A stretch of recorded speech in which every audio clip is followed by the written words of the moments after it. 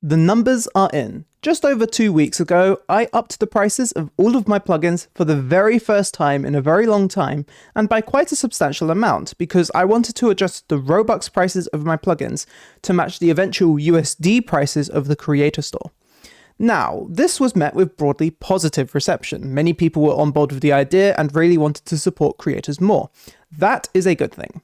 Now, there were some valid concerns, like for example, maybe this pricing is less accessible for people in certain regions of the world with different income levels, or for people in different levels of relative or maybe even absolute, God forbid, poverty. And those are valid concerns, and I will talk about that in maybe a future video. But for the time being, I just want to focus on the economics of the change. From a purely economic, greedy, capitalistic perspective, was it worth it to up the prices of my plugins so that I made more revenue per sale, but lower sales overall? Well, the numbers are in, and what better way to show you than with a spreadsheet? Yes, that's right, I have exported my real sales data from Roblox directly, then just printed it up a bit in Excel and calculated some auxiliary data like the USD revenue based on the Robux revenue and the DevEx rate, which if we take a look here is $0.0035 per Robux. So with all of that set up out of the way, this is now completely live. I am not following a script. I will be interpreting the data as you see it on the screen. So let's start by talking about just before the change. So this is basically, business as usual, because I did not foreshadow this change in any way, shape or form, except for maybe making a few videos over the years. So anyway, the first thing you'll notice here is that I sold a lot of free stuff. Reclass and Imagy, they were selling like hotcakes. And you can literally measure the time between sales on the clock, which is pretty awesome. The thing that is not pretty awesome is that I made nothing from them. And that's not to say that free stuff is bad, because I actually have a lot of respect for people who release free stuff. I think it is good if you are not intending to make a sustainable business, but instead just want to donate to the world, to be charitable. I have lots of respect for people like that. I mean, I've worked with Zach before, and Zach is like the best person I know for this sort of stuff. But for me, that's not really what I'm going after. I do want to live off of my work, and so this sort of result is not super useful for those ends. So even though I had a lot of reach in that I was reaching so many people, like discovery was all-time high, right? Had so much reach, so much exposure, but it wasn't translating into anything. Like, yeah, sure, my name was like popular on YouTube videos or something, but like it wasn't translating to anything. And so the problem I had was this. If I put any price on these products, they would immediately drop in sales. And so I would lose the effect of that sort of exposure discovery stuff. And this is the trap of like free stuff, right? Free stuff has a fundamentally different look to it than paid stuff. So if you were to take a look at this, like, wow, my free products are selling so well, I'm just going to up the price to be tiny. It's not worth it, because you're not making enough off of every sale, and your sales have dropped overall because a massive amount of friction just got added. Which is why the original business strategy of the plugin marketplace, where you had like 5 Robux plugins, would not work. Meanwhile, you can see I was selling a lot of Atmos, and Atmos, being an actual paid product, I was selling it for 150 Robux. The $ here belongs to the other cell, don't worry about that. So the price was 150 Robux. Of that, I earned 105 Robux after marketplace fees, and from that, I earned 36 cents after DevEx fees. Ha ha ha ha ha ha, ha ha ha, ha ha, ha ha ha. Do you think I could build a sustainable business off of 36 cents per sale? Like, genuinely, do you think I could ever sustain myself off of that? Because if the answer is yes, then I want to live where you're living, because that is insane. And I mean, this is the thing I originally got mad about in my original Roblox Won't Pay Us video. Everyone's very clear on this by now. Don't do this. It's stupid, right? Like, this is the reason people don't make plugins as a business, because it makes no sense. And people still complain about the fact this was like 150 Robux. I have gotten many complaints about that. People don't seem to realize that 150 Robux is really nothing. It really is nothing. Now, obviously, there is a reason why people complain about Robux pricing like that, and we will get to that. Don't worry, I see you in the back there talking about conversion rates. We will get to you. Anyway, enough talking about the past. We know that the past was terrible and that we really shouldn't go back there. What we should be looking at is the future. So this is the moment I flicked the switch and upgraded the pricing on all of my products. Immediately, you will notice over here in the USD revenue column, the numbers start looking a little bit more like literally anywhere else on the internet. Firstly, $20 for things like in command, $10 for things like reclass, right? And I'm still shipping plugins, right? Like my actual sales did not drop to zero. The difference is that I'm getting paid fairly. Like, this is what fair compensation looks like. You see this on the Unity store, you see this on itch.io, literally anywhere else you look on the internet. So overall, this already looks quite positive because these numbers look sensible. This is per sale, remember. This is not aggregated or bucketed in any way. So if we take a look at the price here, so we have 8285, and of course from that I take away 5799, so that's basically 5800 Robux. And then here's 2800 Robux for my cheaper plugins like Reclass. One thing you might have noticed is that the distribution of which plugins are being sold has changed, because some plugins better justify their price and other plugins don't. That's another variable I've been monitoring, and you'll notice that some of the plugins that show up less here, I'm probably going to discontinue, discount, or do something else with in the near future. This was partly an experiment to see which plugins had the most demand for a higher price. So I will probably talk about that more in a future video. Now, this is all well and good looking at all these individual sales, but this isn't very oversighty. It's very much, detail nitpicky. So I decided to make a pivot table to aggregate this data. And it's very visually stimulating. Don't worry, I also made a graph, and here's what the graph looks like. This is my overall revenue over time. I've bucketed it by day on the x-axis, so you can see each bar represents 1 day's worth of sales. And on the y-axis, I have the USD revenue after DevEx fees. Now, you'll notice this graph is very tall. It's much taller than this last bar here. And that's because at the top of this graph is the daily living wage for a UK person of the age of 22, that's me, in US dollars, not accounting for any other fees or taxes or anything like that. Ideally, we want these bars to be up here. They're not there, which sucks. And that basically means I'm not earning the living wage off of my work at the moment, which, there's a whole debate you can get into about whether I've earned that or not. We're going to set that aside. But as you can see here, if we exclude this sort of outlier bar here, we're sort of looking at around this level here, like about, I'd like to say $60 a day, excluding tax and other fees and stuff and, whatever.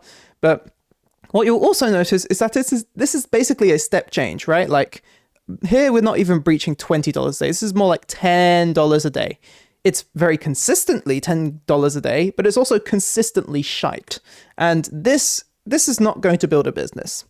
Here, this moment here, this is when everything looks a little bit more reasonable. And so here it's all like $40 to $60, dollars per day. That right there, so $40 to $60 a day, we'll take the average at 50. So this was about 10 before. That's 5 times larger. That is huge. And by the way, this graph is symmetric. This is 12 days before, 12 days after. So if that gives you a bit of an idea of what sort of period we are talking about here. I believe this graph is the strongest case for adjusting your pricing. Do it. Do it. Of course, I need to append onto this. This is my graph. It's only economics focused, and it's to do with my audience and, having my level of exposure. There are YouTube videos out there that mention my plugins. There are dev forum threads where my plugin has been linked to. So this is all my data. This is not your data. So don't treat it as your data. But my data is at least an indicator of what your data might look like. What this graph proves to me is not just that people exist who would be willing to buy plugins at this higher price, but they exist in enough volume to make money every single day at a consistently higher rate than what we had before. Notice that there is no day, even on this worst day here, at no point in time do I ever drop down to zero. At no point do I ever drop below, the previous average. I have consistently made more money every single day after this change in this 12-day window here than I have ever done before. Like, I can tell you this graph continues back like that, basically flat, right? Because I haven't introduced any new plugins for a while. I am consistently earning more every single day. There is a market for this stuff. They exist, at least for my product. I think this once and for all puts to bed the whole theory that it would be impossible to make money at this price point. There are some people who believe that. You should no longer believe that. So what else can we learn from this graph? Well, the first thing we can learn is that there is a lot more variability in this graph. As you could see here, the variability previously was much reduced because each individual sale accounted for less of the total. However, as I've talked about many times before, when you increase your prices, demand will drop, which means you'll have a lower volume of sales, but each sale will generate a larger part of the revenue. Thereby, each sale is a larger part of the total revenue per day. Therefore, the variability on this graph is all over the place compared to before, though it is generally varying in the right direction. Basically, what this means is you could wake up one morning and have earned $100, and you could wake up the next morning and have earned nothing.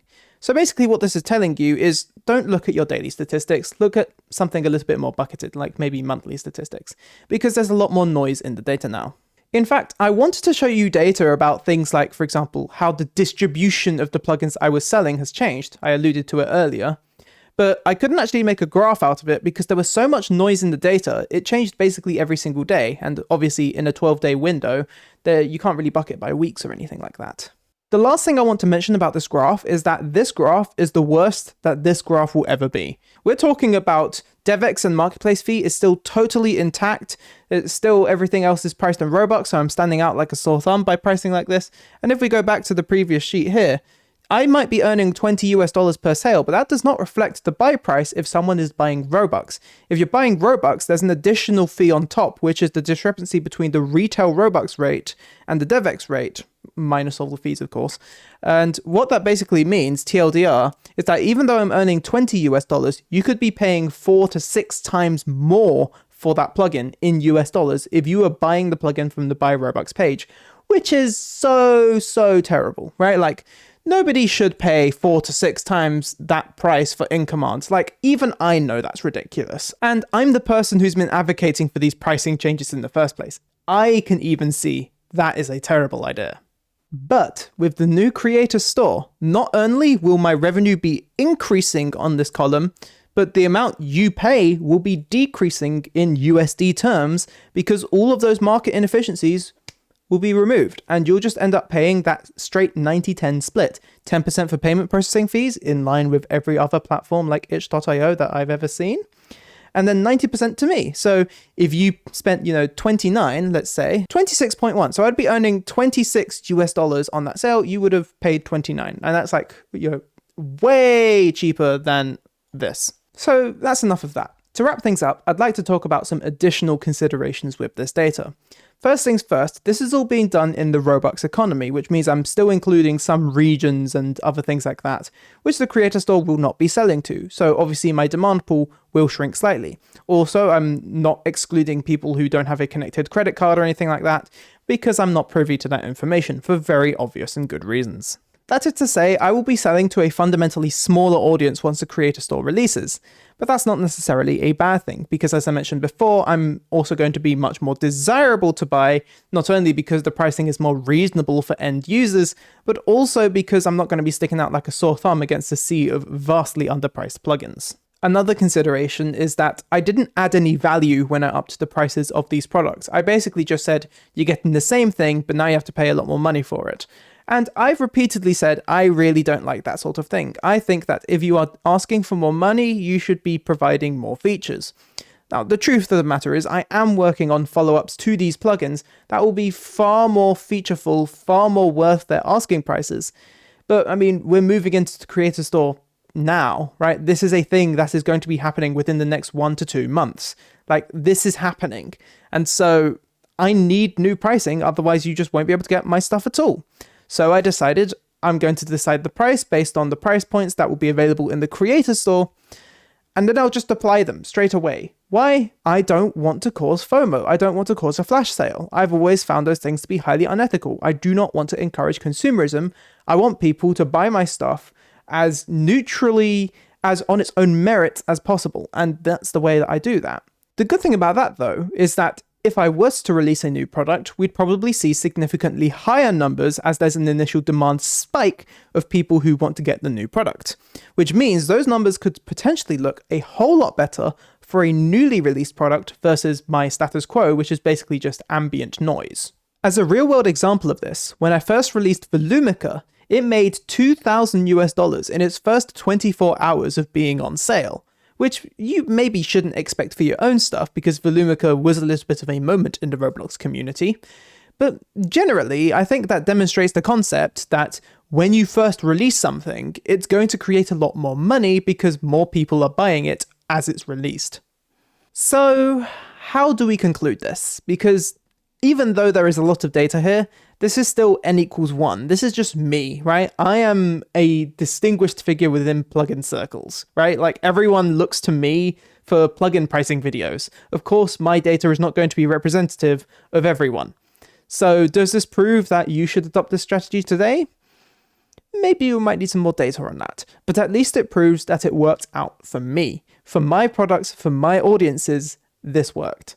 And well, that's a good thing, right? Like, I think as long as the creator store doesn't, massively region lock me or massively reduce my audience, I will probably be perfectly fine, if not multiple times better. That's my prediction anyway. And I think those are reasonably substantiated predictions given everything we've seen. So for you, I would encourage you to do some quantitative research. I want you to fiddle with your prices. Take a look around you. See if you nudge up the price a little bit by X amount, how many people actually stop buying it versus what you predict? And if your predictions are wrong, well, maybe go further. Try and figure out a good price for you. I've heard many people respond to my videos by talking about their plans for plugin pricing, but it feels like these plans were just plucked from thin air. There's very little substantiating them other than theories. Test those theories. See what people actually do in your audience. After all, when I instituted this change, I certainly expected to get a little bit more money, sure. I did not expect it to be a 5x increase. That was pretty radical. So if even I can't get my audience that right to a pinpoint, you almost certainly can't either. This is all nebulous human stuff, so really get to know it quantitatively. That's what I've tried to do here, and it's what I think you should try to do too. And remember, if the experiment doesn't work, you can always drop your price back down later. It is always a valid option, and you will not be criticized for experimenting and learning from it. Though actually, that being said, there are some people who will criticize you for trying a tool, in which case, just ignore them. That's not worth listening to. Anyway, I am so excited for the new Creator Store. I am incredibly excited to see how this changes the economics of the marketplace, the dynamics of, creators and Roblox, and between creators and users. I'm really excited to see if this spawns a little cottage industry of useful niche plugins that people actually want to pay for. That would be so cool, and I am so looking forward to see what happens in the future. It's very interesting and definitely something you should be watching right now. I'll have more content to come on other things to do with plugins, so definitely stay tuned to this channel for that. But other than that, I've been Dan, and I will see you next time. Have fun.